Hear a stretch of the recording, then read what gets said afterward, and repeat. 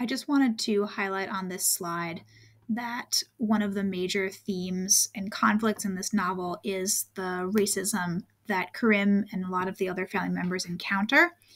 And originally, I was going to have this slide set up to be the history of colonialism and then the more modern version of it with these microaggressions. But I recognized as I was going through the different quotes that actually, while some of the experiences are microaggressions, meaning that people are saying things they don't recognize to be racist, they're just sort of embedded in these ideas that they have and these biases that they don't recognize that they have.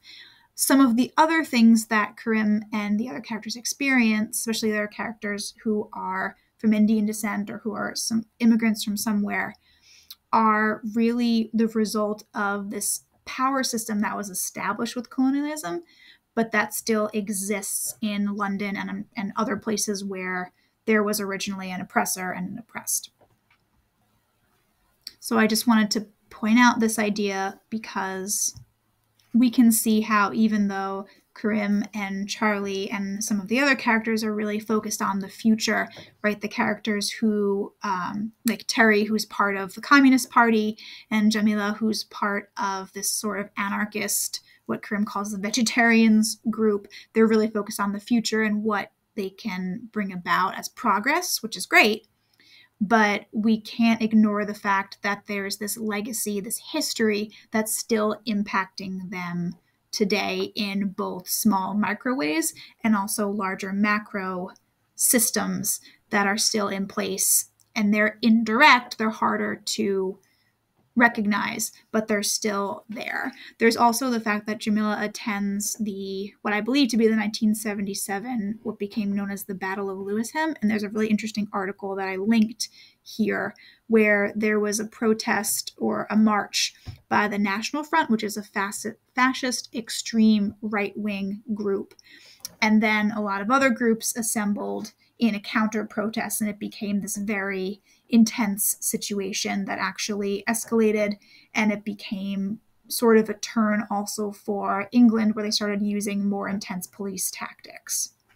So we have the evidence in the novel of Karim not going because he decides to instead see what's going on with Eleanor, but we have Simon's face bandaged, so we have that evidence that he was at this really intense rally that became sort of a battleground. And it's interesting that this conflict, this experience in the novel is so quickly overlooked that it's a really major point in their history, especially when we're talking about things like anarchy and the Communist Party. But Karim doesn't really care about it. He didn't go to it in the first place. So because that, it's overlooked.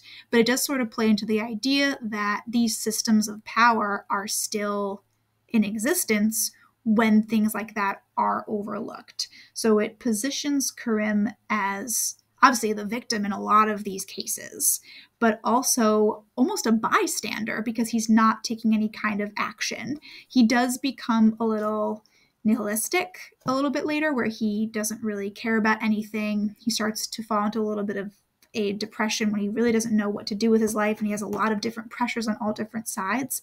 So I think that does, in terms of motivation for his character, play into why he would not want to be part of this particular solution, why he wouldn't want to be taking so much action. He's also been kind of selfish throughout the novel, so that would be another part of it.